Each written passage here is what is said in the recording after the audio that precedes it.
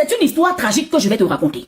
Les deux que tu vois là, ils sortaient ensemble depuis le banc de l'école. C'est comme ça que le monsieur décide d'épouser la fille. Donc quand il épouse la fille, lui-même il continue ses études. Mais la fille décide d'arrêter les études pour se consacrer dans son foyer. Ok.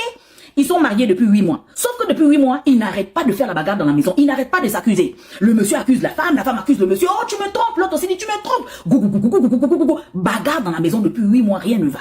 C'est comme ça qu'ils décident de divorcer. Ok. Vu que le monsieur, lui, travaillait et la femme avait arrêté les études, elle décide de retourner au quartier vivre chez sa mère. Ils sont maintenant divorcés. La femme va vivre chez sa mère, sauf que quand elle arrive chez sa mère, 1 mois plus tard, elle découvre qu'elle part avec une grossesse dans le ventre. Elle est enceinte de 1 mois. Elle rappelle son ex-mari, elle dit à son ex-mari que je suis revenue au quartier, mais là je suis enceinte. Le monsieur dit que non. Si tu es enceinte là-bas, là, c'est que ce n'est pas moi. La raison pour laquelle on a divorcé, c'est parce que tu me trompes trop. Tu ne restes pas tranquille. Donc la grossesse qui est dans ton ventre là, va chercher le père. La femme insiste que c'est toi. Le monsieur dit que non, ce n'est pas lui. On est déjà divorcé, ce n'est pas moi. Va chercher le père de ton enfant au quartier chez ta mère là-bas. Elle a accepté. Vu qu'elle ne travaillait pas, elle ouvre un petit stand là où elle vend les friperies. Elle vend le linge et tout et tout. Elle commence à s'en sortir. Elle se débat, mais vraiment, elle gagne l'argent grâce aux friperies là. Elle accouche tranquillement, elle accouche une petite fille. 1 an passe, 2 ans passe, 3 ans passe. En attendant, le monsieur, lui, s'est déjà remarié avec une autre femme. Il a même déjà commencé à faire les enfants avec l'autre femme là. Elle est en train de vendre au quartier, mais dans sa vente là, elle s'en sort vraiment une femme battante. Elle a beaucoup d'argent. 1 an passe, 2 ans, 3 ans, 4 ans, 5 ans, jusqu'à 10 ans. La petite fille a maintenant 10 ans. Elle est toujours au quartier des célibataires. C'est son premier amour. Elle est célibataire, elle peut pas se remarier comme ça. Même le monsieur s'est déjà remarié. Un jour, 10 ans plus tard, voilà le monsieur qui revient. Bébé, je t'aime toujours. On dit quoi? On n'a qu'à reprendre ensemble. Tu sais, tu es mon amour de jeunesse. Je t'ai jamais oublié. C'est toi que j'aime plus que ma femme qui est à la maison là. On n'a qu'à reprendre. Elle aussi, oui, reprenons. Voilà les deux qui ont encore repris. Donc maintenant, elle était devenue la chisa de son ex-mari. Tu comprends? Elle était devenue la maîtresse de son ex-mari. Le monsieur est marié. Ils ont commencé à sortir ensemble. Même pas longtemps. Wow! Elle tombe encore enceinte du gars. Elle dit au gars que voilà, je suis tombée enceinte de toi. Le gars dit que, hey! Ce n'est pas mon enfant qui est là-bas. Hein? La deuxième fois, oui, ce n'est pas mon enfant qui est là-bas. Il faut chercher le père de ton enfant. Moi, je suis un non marié. Le monsieur nie la grossesse. Il laisse la fille avec la grossesse. Vu que la femme était devenue une femme battante, elle vendait les friperies. Ça allait bien chez elle, elle avait l'argent. Mais avec la deuxième grossesse maintenant, elle ne partait plus ouvrir son petit magasin de friperies là. Elle ne partait plus là-bas, la grossesse la fatiguait maintenant. Donc elle ne faisait que tomber maintenant, elle était au tombage. Tout l'argent qu'elle avait réussi à gagner les 10 ans là, les économies, elle mettait ça maintenant dans la grossesse. Vu qu'elle était la seule à s'occuper de la grossesse là. Et maintenant, elle n'a plus qu'un seul enfant. Elle a un enfant plus la grossesse. Donc ça faisait que ses économies, ça mangeait dans ses économies. Ok, elle s'est quand même bien débattue. Elle accouche avec difficulté. Elle paye le trousseau, elle paye tout. Elle seule. 1 an passe, 2 ans passe, 3 ans, 4 ans. Il faut maintenant mettre les 2 enfants à l'école. Elle regarde comme ça, elle dit que non, j'ai 2 enfants. Toutes mes économies que j'avais travaillé pendant 10 ans, le monsieur est revenu dans ma vie. Je suis encore ruinée. Ah non, il faut que je demande au monsieur de venir s'occuper des enfants aussi. Il y a la rentrée scolaire qui est là. Elle téléphone le monsieur. Elle dit au monsieur que non, il faut t'occuper des 2 enfants. Le monsieur dit que, mais les qui sont les 2 enfants là? Je ne les connais même pas. Tes choses qui sont là-bas là, les choses là, c'est pas mes enfants. Il faut aller chercher leur père quelque part là-bas là. La dame dit, oh, cette fois-ci c'est trop. Je m'en vais au tribunal. Ils sont partis au tribunal, la dame est partie porter plainte au tribunal. Le tribunal demande de faire un test d'ADN. Ok, le temps que le test d'ADN va sortir et tout, la femme garde son calme, elle est chez elle. Elle envoie les enfants à l'école.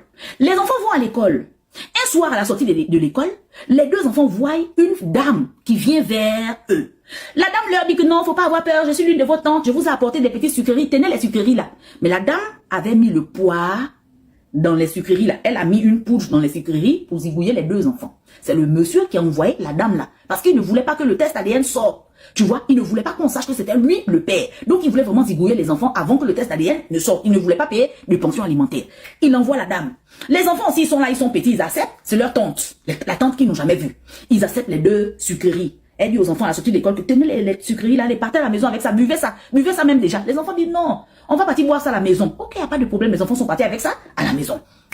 Ils arrivent à la maison, ils cherchent leur mère. Maman, ils ont les sucreries là à la main. Maman. Voilà la voisine qui dit non, votre mère n'est pas là. Elle est partie ouvrir la petite boutique de friperie qu'elle vend. Mais elle a laissé les clés de votre maison chez nous. Les enfants ont couru chez les voisins avec les sucreries là. Les clés sont où? Ils sont rentrés dans la maison des voisins. Ils sont partis suivre la télé là-bas, ils ont déposé les sucreries là sur la table. Quand ils ont fini de suivre la télé, ils se sont dit que allons vite à la maison, faut pas que maman vienne nous trouver chez les voisins en train de suivre la télé. Allons à la maison. Ils ont pris les clés de la maison, ils ont laissé les sucreries sur la table des voisins. Eux-mêmes ils sont partis.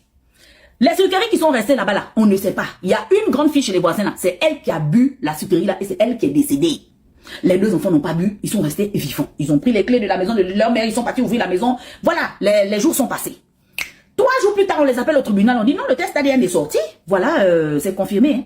Monsieur, toi qui as dit que c'est pas tes enfants, les deux enfants là, ce sont tes enfants. C'est bien tes enfants. Donc, tu dois payer la pension alimentaire. Le monsieur réfléchit, dit que, comment je vais payer la pension alimentaire?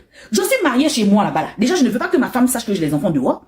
De deux en plus, je paye déjà les enfants que j'ai fait avec ma femme là. Je paye déjà tout là-bas. Il faut encore venir payer tout ici. Le monsieur réfléchit, dit que, oh, je dois réfléchir à un plan. Voilà comment le monsieur va venir réfléchir au plan très très très grave. Partie 2. Partie 2 de l'histoire. Donc le test ADN est sorti et c'est lui le père. Le monsieur maintenant assis en train de réfléchir à comment il va faire pour ne pas payer la pension alimentaire des enfants là. Et je ne vous ai pas tout dit.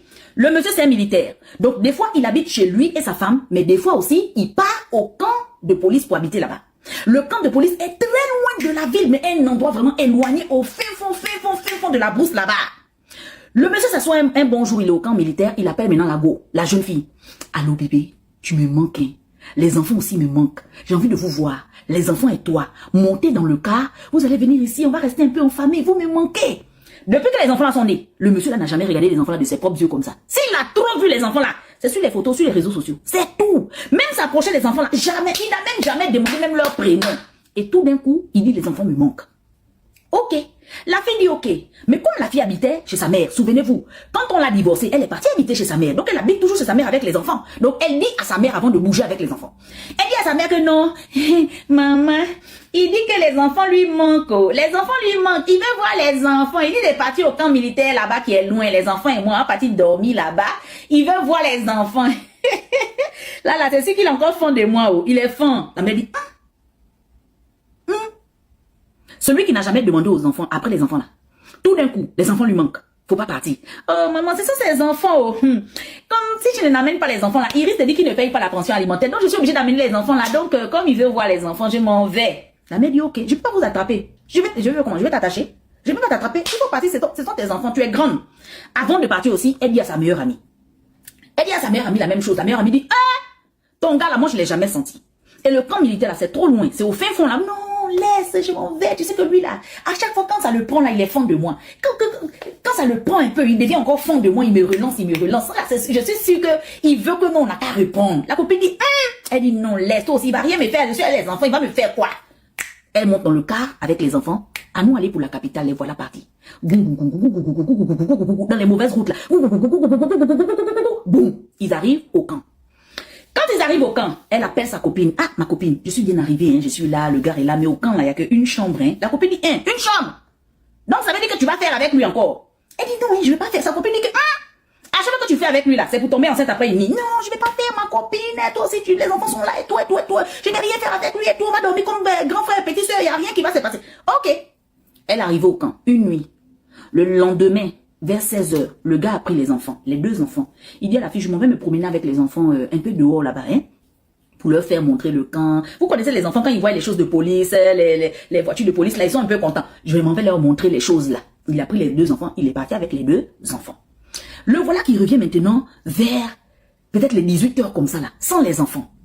La dame demande maintenant au gars que, mais nos enfants sont où? Il dit non, j'ai placé les enfants en lieu sûr parce qu'il faut que toi et moi on doit causer, hein. On doit causer toi et moi sur tous les problèmes qu'on a eu toutes ces années-là, comment on a fait pour en arriver là, on était mariés, on était un couple heureux, on a divorcé, on a eu 2 enfants, j'ai pas reconnu les enfants et tout. On doit parler de tout ça là, laisse les enfants, je les ai positionnés en lieu sûr. Toi et moi, j'ai besoin de me retrouver seul avec toi ce soir.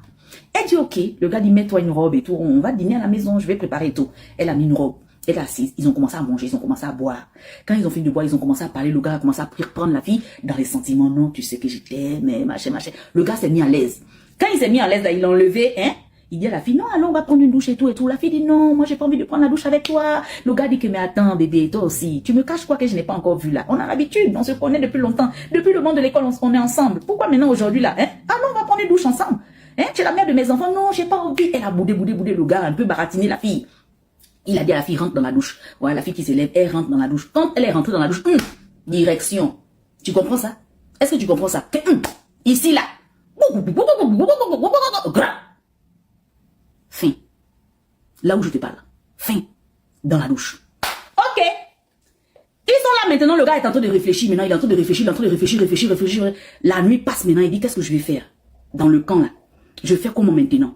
C'est comme ça que le gars réfléchit. Il y avait un jeune qui voulait rentrer à l'armée. Le jeune voulait trop, il dit, il a déposé les dossiers, fatigué, on ne l'a pas appelé. Il appelle le jeune, il dit au jeune que viens me trouver ici, dans ma chambre au camp, viens. Le jeune vient. Il dit maintenant au jeune que tu veux toujours rentrer dans l'armée. Le jeune dit oui, j'ai déposé les dossiers. Il dit au jeune, chut, fais ce que je vais te dire. Aide-moi à soulever les 3 sacs là. Tu m'aides à soulever les sacs là. On va partir enterrer ça quelque part là-bas là. Tu as compris? Une fois tu vas faire, c'est fini. Je prends ton dossier ce soir. Tu rentres à l'armée. Moi-même je te fais rentrer. Je pousse ton dossier net. Le jeune dit ah bon? Il dit au jeune que oh, fais. Et puis de toutes les façons, tu as déjà même vu les sacs là. Les sacs qui sont dans ma maison. Les 3 sacs là. Qui sont dans ma maison là. Tu as déjà vu les 3 sacs. Tu as déjà vu la couleur que les 3 sacs là sont devenus rouges. Les 3 sacs ont un liquide rouge. Donc tu sais déjà qu'est-ce qu'il y a dans les 3 sacs là. Tu as déjà vu. Tu peux plus reculer. Tu es déjà dans la chambre avec moi ici, le jeune. Aide-moi à me débarrasser de ça et tu vas rentrer dans l'armée. Le jeune a accepté. Débarrasser de ça. Le lendemain maintenant, la copine essaie d'appeler le téléphone de sa copine. La copine qui est restée en vie. Elle appelle. Ça ne passe pas.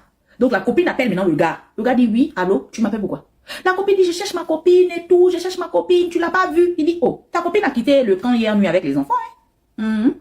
Elle est partie hier nuit, elle n'est plus là chez moi. La copine dit quitter hier nuit sans me dire comme ça. Le gars dit libère ma ligne. La copine appelle la mère de la fille, la maman de la fille. Je sens quelque chose de bizarre. J'appelle sur le téléphone de ta fille, elle décroche pas. Elle avec les enfants au camp là-bas, je l'appelle, elle décroche pas. J'appelle le gars dit que ta fille a pris la route hier nuit avec les enfants. Elle peut jamais monter dans le car dans la nuit avec les enfants. Je connais trop ma copine. Elle peut jamais faire ça. La maman et la fille sont parties à la police pour essayer de faire avis de recherche. Ils ont fait avis de recherche. Avis de recherche, ils ont lancé les communiqués à la radio. Avis de recherche à la radio, à la télévision, partout, que non, on cherche une femme et plus de 2 enfants. On cherche une femme et 2 enfants et ils sont partis au camp militaire dans tel camp. La femme a disparu, si vous avez des nouvelles, si vous avez vu quelque chose. Jusqu'à il y a un taximan qui dit quoi? Une femme et 3 enfants au camp militaire. Mais hier nuit, il y a un homme qui m'a appelé au camp. Il m'a demandé de ramener 3 sacs dans la nuit tard. Moi-même, j'ai tiqué quand j'ai ramené les gros sacs là, les sacs vides là au camp. J'ai tiqué. Attends, je pars d'abord à la police. C'est comme ça que le taximan part à la police. Dit hier nuit, dans le même camp où on dit la femme a disparu avec les enfants, il y a un monsieur qui m'a demandé de ramener 3 sacs bizarres. Il m'a dit d'aller acheter ça. J'ai ramené les 3 sacs, mais j'ai trouvé le monsieur là de très bizarre. C'est comme ça que la police a fait les enquêtes, on a attrapé le monsieur. On attrape le monsieur et dit que non, moi je peux rien faire, c'était ma femme, c'est la mère de mes enfants, moi je peux faire quoi faire, je ne peux rien faire. On a récupéré le téléphone du monsieur. Ils ont pris son téléphone. La police a pris son téléphone, ils ont commencé à fouiller dans son téléphone et c'est là où ils ont vu que il appelait le jeune. Vous voyez le jeune qui l'a promis que tu veux rentrer à l'armée, tu veux rentrer à l'armée. Si tu veux rentrer à l'armée, aide-moi à me débarrasser des 3 sacs. Vous voyez le jeune là, non? La police a vu que le monsieur appelait trop le jeune. Ces jours-ci, la police est partie chez le jeune. Ils ont dit au jeune que bon écoute, on soupçonne que le monsieur a zigouillé son ex-femme et les enfants. On soupçonne que tu les as aidés. Si tu ne dis pas la vérité, tu vas plonger. Tu vas prendre plus que le monsieur même qui a zigouillé sa femme. Le jeune a commencé à pleurer. Oui, moi je n'ai rien fait. J'ai envie de rentrer à l'armée. Le papa là m'a appelé dans sa chambre, dans le camp. Il me dit, viens me trouver au camp. Je suis parti le trouver au camp. J'ouvre la porte de sa chambre. Je vois 3 sacs remplis de liquide rouge qui versaient par terre. Et c'est là, comme j'ai déjà vu, il a commencé à me dire que aide-moi, sinon... J'étais obligé de l'aider. C'est comme ça que le jeune a même dit que je vais partir vous montrer où on est parti jeter les 3 sacs là. Dans les 3 sacs là, il y avait la jeune fille et les 2 enfants. C'est comme ça que le jeune est parti montrer où ils ont enterré la jeune fille et ses 2 enfants. Ils sont allés déterrer la jeune fille. Est-ce que tu vois un peu? Ils ont déterré la jeune fille et les 2 enfants.